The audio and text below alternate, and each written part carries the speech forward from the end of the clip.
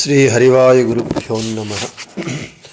ఓం వందే విష్ణుం నమామి శ్రియమథ చ భువం బ్రహ్మవాయూ చ వందే గాయత్రీం భారతీం తామపి గరుడమనంతం భజే రుద్రదేవం దేవీం వందే సుపర్ణీమహిపతిదయితాం వారుణీమప్యుమాం తాం ఇంద్రాదీం కామముఖ్యానపి సకలసురాన్ తద్గురూన్మద్గురూంశ్చ అభ్రమం భంగరహితం అజడం విమలం సదా ఆనందతీర్థమతులం భజే తాపత్రయాపహం జలజ్యేష్ఠనిభాకారం జగదీశపదాశ్రయం జగతీతలవిఖ్యాతం జగన్నాథగురుం భజే పృథ్వీమండలమధ్యస్థాః పూర్ణబోధమతానుగాః వైష్ణవాः విష్ణుహృదయాः తాన్ నమస్యే గురూన్ మమ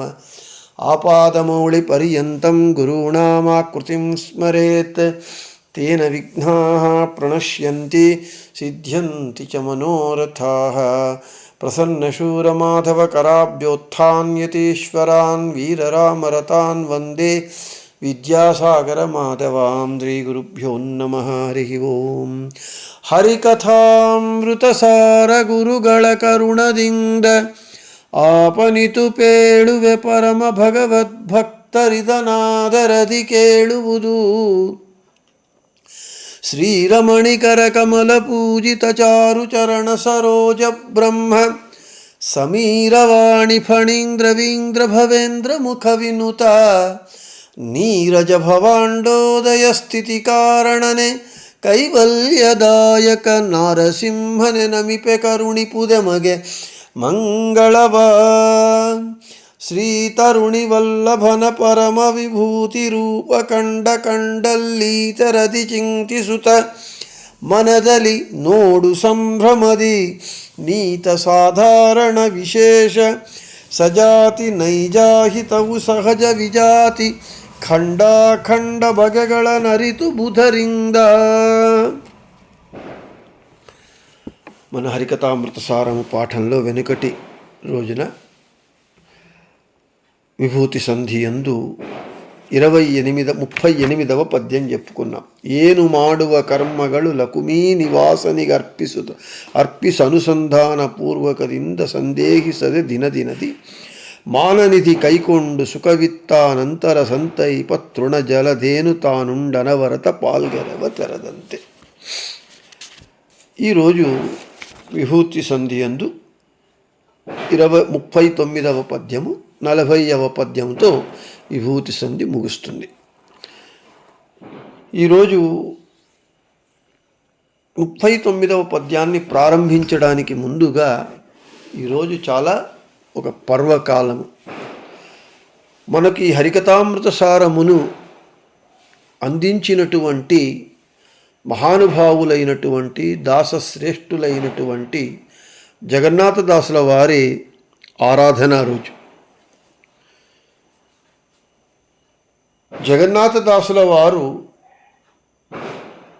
మధ్వ సిద్ధాంత సారభూతంగా మధ్వ సిద్ధాంత విజ్ఞాన కోశంగా కన్నడ భాష యందు వాళ్ళు రచించి హరికథామృత సారమును ఇవ్వకుండా ఉంటే మనకు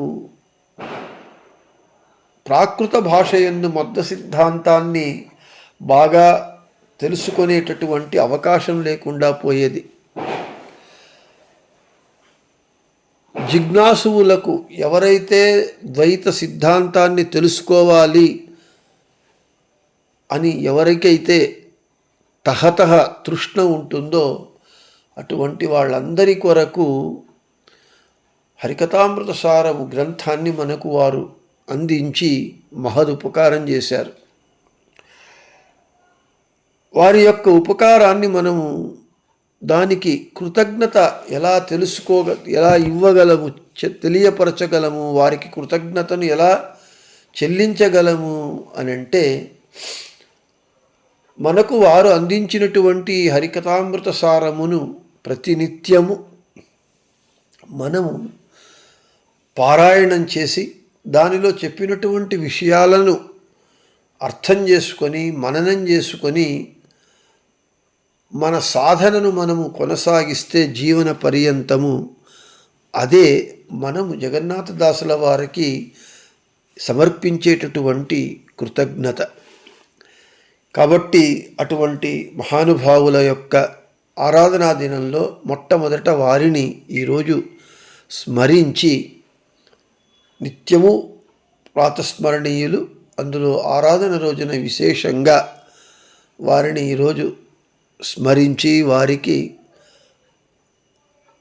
త్రికరణ శుద్ధిగా సాష్టాంగ ప్రణామములను కృతజ్ఞతాపూర్వకంగా సమర్పించి ఈరోజు 39వ పద్యాన్ని చెప్పుకుందాం.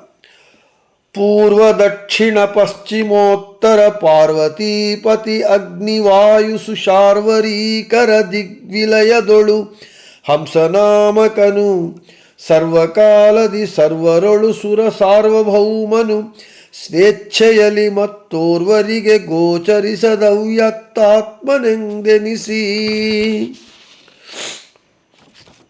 ಪದಚ್ಛೇದವು ಪೂರ್ವ ದಕ್ಷಿಣ ಪಶ್ಚಿಮ ಉತ್ತರ, ಪೂರ್ವ ದಕ್ಷಿಣ ಪಶ್ಚಿಮೋತ್ತರ, ಪಾರ್ವತೀಪತಿ ಅಗ್ನಿ ವಾಯು ಸುಶಾರ್ವರೀಕರ ಶಾರ್ವರೀಚರ ದಿಗ್ವಿಲಯದೊಳು ಹಂಸನಾಮಕನು ಸರ್ವಕಾಲದಿ ಸರ್ವರೊಳು ಸುರ ಸಾರ್ವಭೌಮನು ಸ್ವೇಚ್ಛೆಯಲಿ ಮತ್ತೋರ್ವರಿಗೆ ಮತ್ಯಾರಿಗೂ వేరే వాళ్ళెవరికి మత్తోర్వರಿಗೆ గోచరిసదే అవ్యక్తాత్మనెందెనిసి అని చెప్తున్నారు. ఇక ప్రతిపదార్థం పూర్వ దక్షిణ పశ్చిమ ఉత్తర, పూర్వ దిక్కు, దక్షిణ దిక్కు, పశ్చిమ దిక్కు మరియు ఉత్తర దిక్కు. ప్రతి ఒక్క జీవుల హృదయ అష్టదళ కమలమునందు దిక్కు విదిక్కులందు పూర్వ పశ్చిమ దక్షిణ ఉత్తర, తరువాత ఆగ్నేయము, నైరుత్యము, వాయవ్యము, ఈశాన్యము దిక్కులు. ఈ విధంగా మన హృదయ కమలంలో హృదయగత అష్టదళయుక్తమైనటువంటి కమలములందు ఆ దిక్కుల దళములందు క్రమంగా పూర్వ దిక్కునకు ఇంద్రుడు అభిమాని, ఆయన ఉపాస్యమూర్తి ఉపేంద్రనామక భగవంతుడు. దక్షిణ దిక్కునకు యముడు, యముని ఉపాస్యమూర్తి శ్రీరాముడు. పశ్చిమ దిక్కునకు వరుణుడు, ఆయన ఉపాస్యమూర్తి మత్స్య రూపి భగవంతుడు. ఉత్తర దిక్కునకు కుబేరుడు, ఆయన ఉపాస్యమూర్తి కపిల నామక భగవంతుడు. ఈ విధంగా 4 దిక్పతులు, దిక్కునకు పతులు, వారి ఉపాస్యమూర్తుల భగవద్రూపములు ఈ విధంగా ఉంటే, ఇక విదిక్కులు ఆగ్నేయ దిక్కునకు అధిపతి అగ్ని, ఆయన ఉపాస్యమూర్తి పరశురాముడు. సుశార్వరీచర, రాత్రియందు సంచారము చేసేటటువంటి వాళ్ళు రాక్షసులు. శార్వరి అంటే రాత్రి, చర అంటే సంచరించేటటువంటి వారు. అటువంటి రాక్షస యోనిజుడైనటువంటి నిర్వృతి అనేటటువంటి దేవత నైరుత్య దిక్కునకు దిక్పాలకుడు, ఆయన ఉపాస్యమూర్తి జనార్దనుడు. వాయవ్య దిక్కునకు ప్రవహవాయువుడు దిక్పతి, ఆయన ఉపాస్యమూర్తి హయవదనుడు. పార్వతీపతి, ఈశాన్య దిక్కునకు పార్వతీపతి అయినటువంటి మహారుద్రుల వారు దిక్పతి, ఆయన ఉపాస్యమూర్తి నరసింహుడు. ఈ విధంగా దిగ్విలయదుడు, ఈ దిక్కు విదిక్కులు 8 దిక్కులందు వలయాకారమున హంసనామక భగవంతుడు చక్రాకారముగా, సర్కిల్గా తిరుగుతూ ఉంటాడు.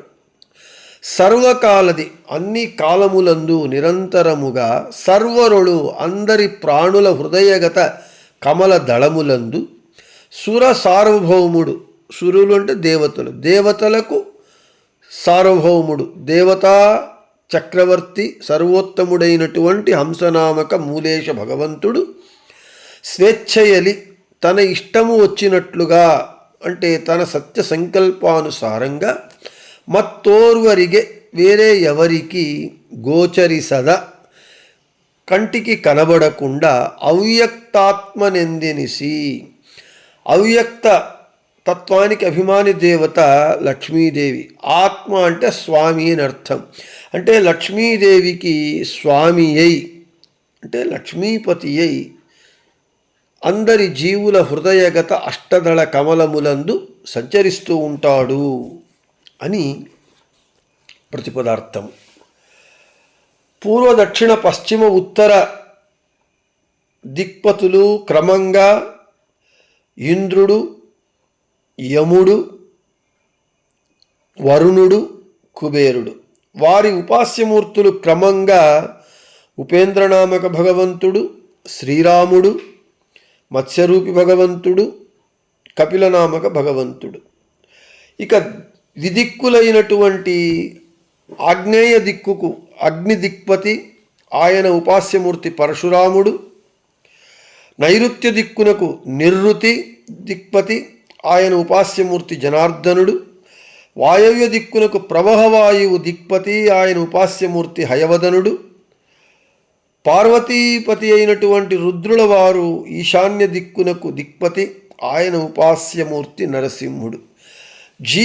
అందరి జీవుల హృదయగతమైనటువంటి అష్టదళ కమలమునందు హంసనామక భగవంతుడు దేవతా చక్రవర్తి అయి స్వేచ్ఛగా తన సంకల్పానుసారంగా ఎవ్వరికీ కనబడకుండా అవ్యక్తాత్మ అంటే లక్ష్మీపతి అయి అందరి జీవుల హృదయగత అష్టదళ కమలమునందు సంచరిస్తూ ఉంటాడు అని చెబుతూ ఉన్నారు. ఇక్కడ ఈ విషయం మనకు తెలియజేస్తూ జగన్నాథదాసుల వారు మనకు చెబుతూ ఉన్నారు, అయ్యా మన హృదయ కమలంలో భగవంతుడు ఈ విధంగా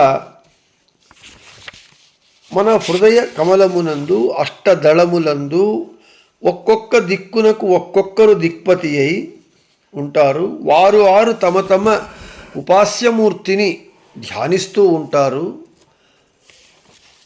ఎలాగా కనబడకుండా